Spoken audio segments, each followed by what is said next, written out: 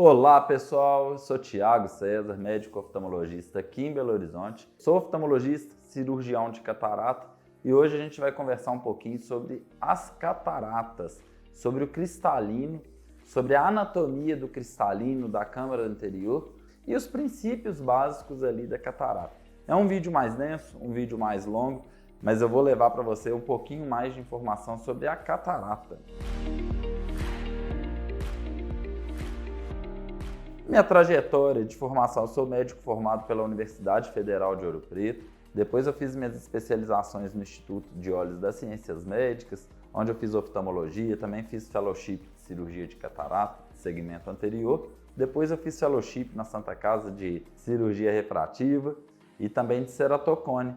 Então, e essa trajetória aí longa, fiz alguns cursos fora do Brasil, nos Estados Unidos, na Universidade de Harvard, no Sírio-Libanês, e fui adquirindo conhecimento. Fui preceptor também de cirurgia de catarata no Hospital das Clínicas da UFMG e hoje eu preceptoro os estudantes de oftalmologia e os fellowships de cirurgia de catarata lá no Instituto de Olhos das Ciências Médicas.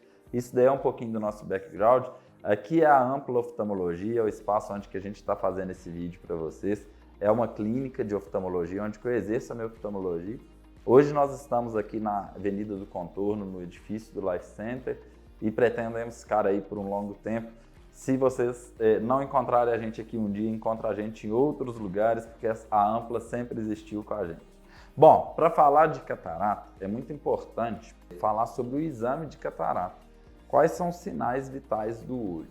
Então a gente tem que analisar primeiramente a visão. Parece básico, mas não tem nada de básico.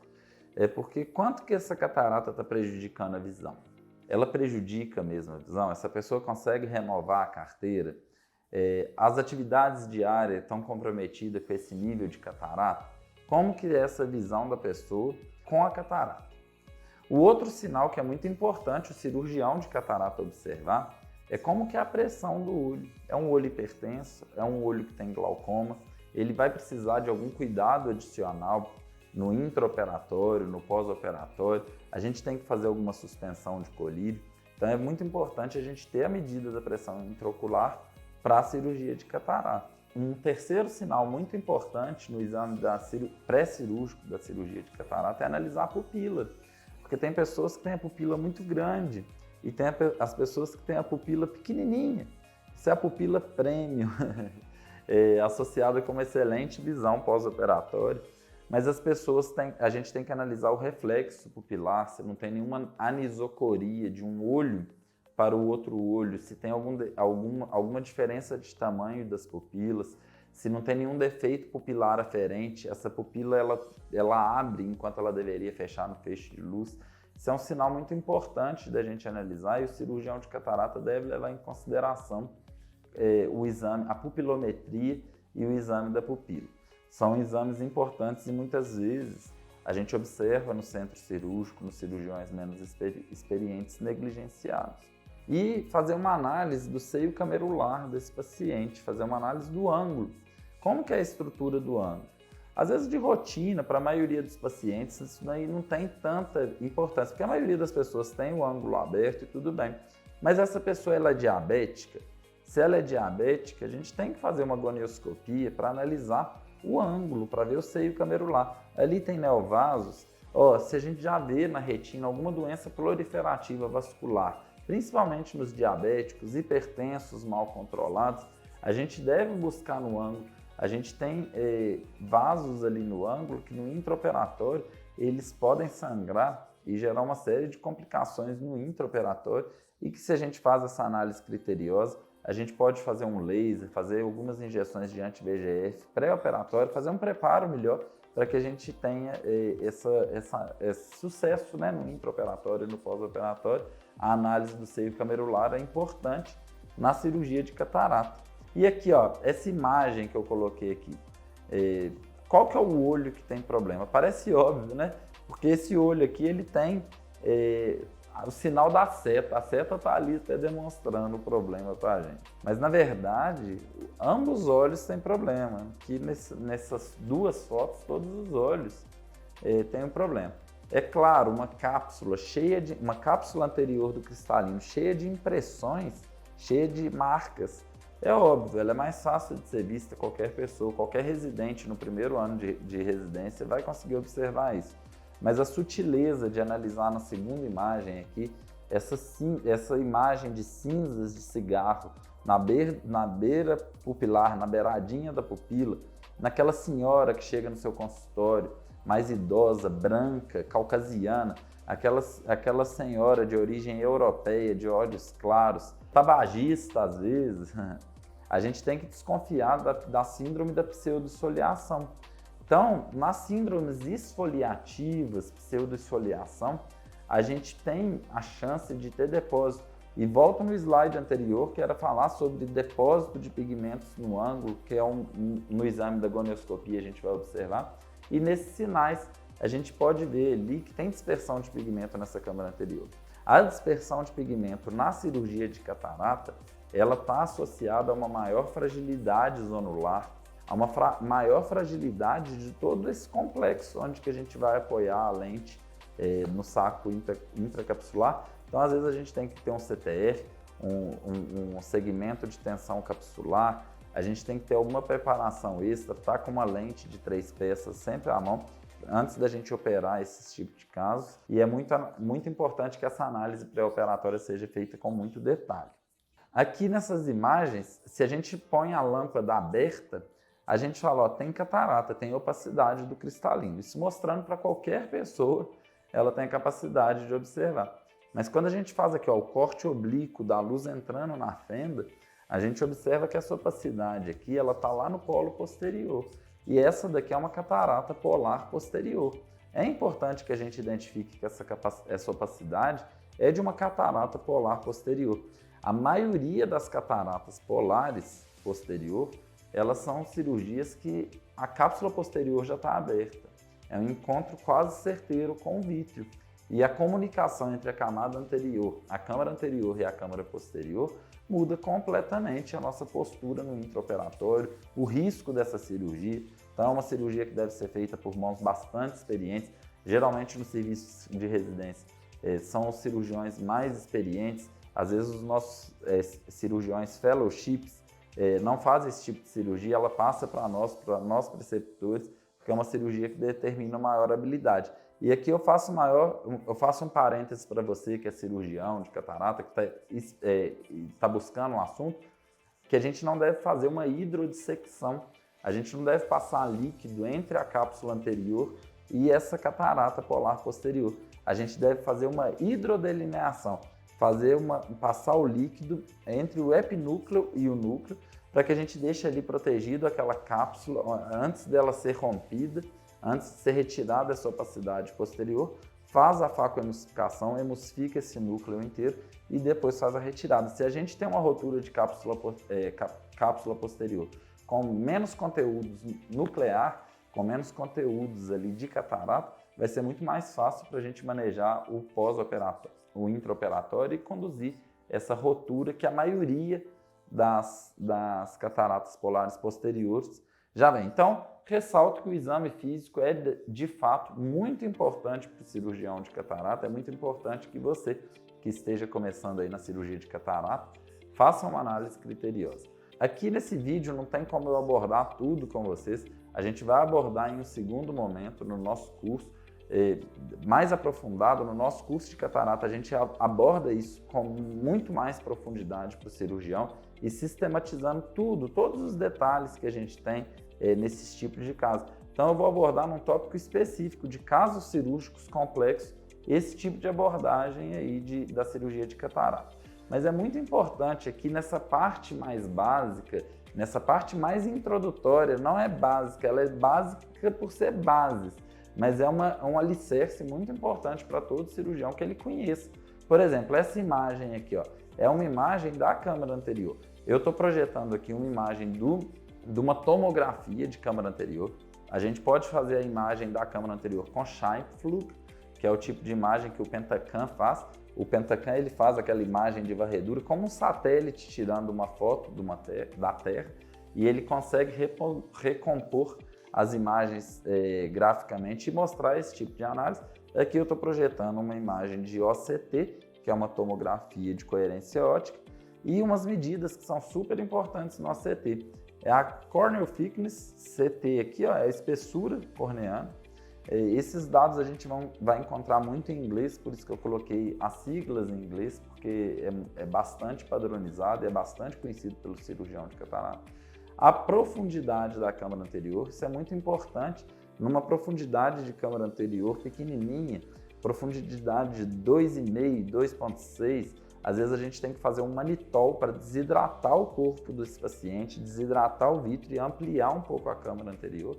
Em casos onde a câmara anterior é muito pequenininha, menor do que 2, menor do que 1,8 milímetros, às vezes a gente tem que fazer até uma vitrectomia ali por pars plano na parte anterior para aprofundar essa câmara, para poder deixar espaço para manobra. Então, conhecer isso daqui é muito importante. A espessura da nossa lente, a lente cristaliniana, é bastante importante, até porque a gente sabe que a espessura sempre aumenta, né? A cada passar de ano, a espessura do cristalino ele pode subir até 0,01 milímetro para cada ano de idade, e para cada grau de miopia também, ele pode ter um aumento para cada. O alto míope tem uma espessura cristaliniana muito maior do que a pessoa convencional, o emétrope, que não tem grau nenhum. E essa outra medida, que é o white to white, é o WTW, ele é a medida de esclera a esclera. Ela é importante a gente conhecer porque várias fórmulas biométricas, várias fórmulas para fazer o cálculo da lente intraocular, hoje em dia levam isso em consideração. Então a gente tem que conhecer como faz essa medida e o que ela significa, porque ela tem sido levada frequentemente em consideração na hora de medir a biometria dos pacientes. Aqui, por exemplo, é outra imagem só para a gente ilustrar e para você levar uma reflexão. Não te falei se está grande ou se ela está pequena. É uma câmara anterior extremamente pequena, extremamente rasa. Ela tem 2,09 milímetros. Daqui tem que ter uma conduta. É importante a gente examinar, é importante a gente conhecer para sucesso da cirurgia de catarata. Aqui a gente vê na lâmpada de fenda, sempre fazer a fenda do cristalino para que a gente consiga identificar as camadas do cristalino.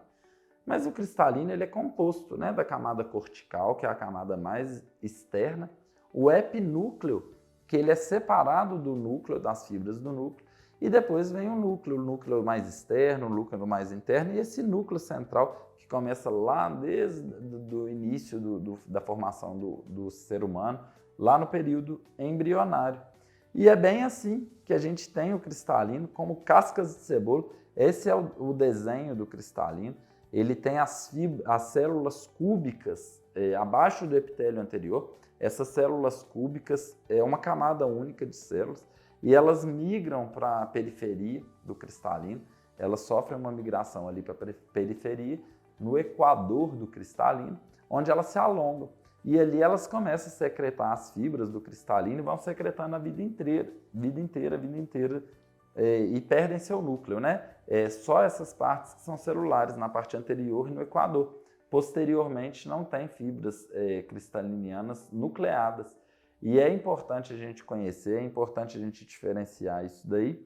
E até um dado importante, curioso aqui, para te levar à reflexão: o cristalino cresce durante toda a vida, essas fibras, essas células não param de reproduzir e aumentar, e ali por volta dos 40, 45, 43, 46, 40, pouco menos, com uma variação de um número aí de 40 anos de idade, esse cristalino chega a uma complacência bastante grande, em que ele não tem mais a capacidade de acomodar completamente, a pessoa fica presa, a pessoa tem uma dificuldade de enxergar para perto, e é por essa característica. Esse desenho aqui é um desenho muito importante, ele mostra o cristalino no corte seccional e ele mostra ele também tridimensional, e a gente que é cirurgião de catarata tem que ter esse domínio muito interessante, porque durante a cirurgia, às vezes a gente consegue separar camadas como se fosse cebola. E o ângulo de ataque do gancho, do chopper, para a gente fazer, Dona Garrara, né, para a gente fazer o corte do cristalino, é muito importante, porque dependendo do posicionamento que ele se encontra, a gente não vai ter esse chopeamento, não vai ter a mesma eficiência energética para fazer o corte, para fazer a fratura do cristalino. Aqui é muito importante dados, principalmente para você que está fazendo uma prova do Conselho Brasileiro de Oftalmologia, para que precisa saber os dados mais apurados. O cristalino ele tem um diâmetro frontal de 9 a 10 milímetros e ele tem uma espessura em torno de 4 milímetros. Como eu falei, o cristalino com catarata, o cristalino mais entumecido, ele vai crescendo cada vez mais. E uma característica importante da cápsula do cristalino, né? Esse revestimento do cristalino onde tem a catarata, é que a cápsula anterior ela tem 14 micra e a cápsula posterior ela tem 4 micra de espessura. Imagina, a gente faz a abertura da cápsula anterior e fica ali todo aquele conteúdo onde que ele vai ser emulsificado, quebrado durante a cirurgia de catarata. Feita a cirurgia de catarata, a emulsificação daquele cristalino. E o restante que fica ali é uma finíssima camada que os cirurgiões de catarata têm que contornar, que é a cápsula posterior do cristalino, que ela é menos espessa do que um fio de cabelo, bastante quantidade menos espessa do que o fio de cabelo. E uma característica dessa membrana é que ela é composta de colágeno tipo 4. As membranas que são compostas de colágeno do tipo 4 são consideradas membranas basais verdadeiras. Isso é um dado que muitas vezes ele é cobrado dos estudantes para saber, e que então essa cápsula do cristalino ela é uma membrana basal verdadeira que ela é composta do colágeno do tipo 4, com uma característica de ser semipermeável. O cristalino não chega a sangue. A nutrição do cristalino ela é feita por difusão do humor aquoso. Então abre-se canais de sódio e potássio que permitem entrar ali glicose e também permite a retirada. Ele é muito metabolicamente ativo. Ele é um órgão vivo, ali como a câmera de um fotógrafo, que ele gira e foca a pessoa de perto, ele gira para o outro lado, foca de longe. O cristalino é essa lente nobre que movimenta-se o dia inteiro, ela tem células se reproduzindo, migrando o tempo inteiro, e ela não tem um aporte sanguíneo via vasos sanguíneos. Então ela tem que ter essa característica de semipermeabilidade para que seja feita a difusão de glicose, de outros solutos de oxigênio, e a pessoa consiga manter esse cristalino vivo, esse cristalino metabolicamente ativo. Aqui é uma imagem, né, falando exatamente disso, que as células da cápsula, as células cúbicas anteriores do cristalino migram para a periferia para poder fazer sua divisão, elas perdem o núcleo e vão se dividindo. E aqui é a vesícula óptica, é a formação, os primórdios do olho humano.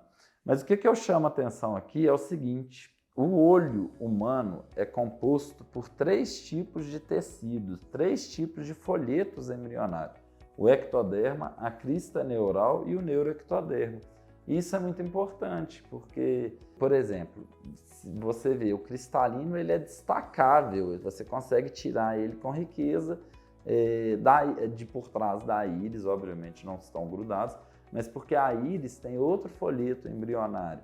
A retina, ela é um órgão nervoso, ela tem uma origem lá no neuroectoderma, você consegue arrancar a retina inteira, ter um descolamento dela inteira com um plano de clivagem, porque ela também é um outro folheto, ela está ali sobreposta, grudada, né, mas ela vem de outro folheto. Já na 4ª semana, o embrião começa a formar a vesícula óptica. Pensa, cerca de 1 mês de gestação, muitas mulheres ainda nem sabem que estão grávidas e já começam a formar o olho do ser humano. Essa última imagem aqui, colorida, ela mostra que os 3 folhetos embrionários do olho humano. Na 5ª semana começa a formar a fissura fetal, que vai formar essa fissura que leva toda a formação da coluna dorsal do ser humano e também da invaginação do olho. Então já começa ali o olho primitivo ser formado bem nessa 5ª semana, e desde a 7ª semana até o resto da vida, essas células do cristalino que foram formadas no dobramento ali na fissura fetal, elas vão se reproduzir o resto da vida. Aqui é a classificação de Lox de catarata, que a gente fala sobre as cataratas nucleares, cataratas corticais e catarata subcapsular posterior. Esses são os 3 principais tipos de catarata e cada tipo de catarata é graduada no NOC. Então a gente fala assim, olha, tem uma catarata cortical 1 com nuclear 2, CN1N2. E aqui é a graduação, a classificação de LOX. 2 cataratas muito bonitas. Essa daqui primeira, que é toda reflexiva, é a catarata em árvore de Natal. E quando a gente joga a luz, a gente consegue ver ela brilhando, ela refletindo, ela é bem bonita de ver. E a outra é a catarata sutural. Ela ocorre ali justamente naquela região do fechamento do tubo neural, da fissura neural. E essa catarata sutural, ela é congênita, ela é muitas vezes ali forma nesse dobramento, nesse núcleo fetal mesmo, e ela é bastante incapacitante, ela leva a uma baixa de visão significativa. Essa daqui é a catarata morganiana, em que o córtex, que ela já estava bem avançado, o córtex, a parte posterior dela começa a se liquefazer. Isso em estágio mais avançado, ela fica tão grande, o humor aquoso, ele acaba penetrando ali por umas pequenas rachaduras na câmera, faz a lise desse conteúdo nuclear, desse conteúdo dentro da catarata e fica uma camada bastante líquida com um núcleo bem denso. E isso é importante a gente saber porque a complexidade desse tipo de catarata na execução ela é bem maior. E aqui a catarata branca. A catarata branca ela é sempre um desafio para nós cirurgiões. A catarata branca ela é uma das mais complexas para a gente realizar e uma das principais complicações dela é por ela ser mais entumecida, maior, ela pode ter líquido não como uma morganiana, mas ter líquido ali já no córtex. Quando a gente abre a cápsula anterior do cristalino, ela pode sofrer uma despressurização muito grande e arrebentar. E a cápsula correr para trás, ela ficar arrebentada para trás. Isso daqui é o sinal da bandeira argentina. É um sinal muito característico em cataratas brancas. Então eu espero ter clareado um pouco mais para você sobre as bases anatômicas da câmara anterior, do cristalino, da catarata, que são princípios fundamentais para quem está navegando no mundo da catarata, está navegando no mundo da cirurgia da catarata. A gente tem outros módulos. Lá no nosso curso de catarata, a gente explica mais sistematizado sobre como são os passos, as bases anatômicas, com um pouco mais de aprofundamento, mas agora a gente passa para outros passos da cirurgia de catarata que são muito importantes, ensinando a vocês como que é feita a incisão, como que é feita a emulsificação desse núcleo. Eu espero revê-lo em breve, eu espero revê-la também em breve, no novo vídeo aqui no canal. Um abraço e até lá, pessoal!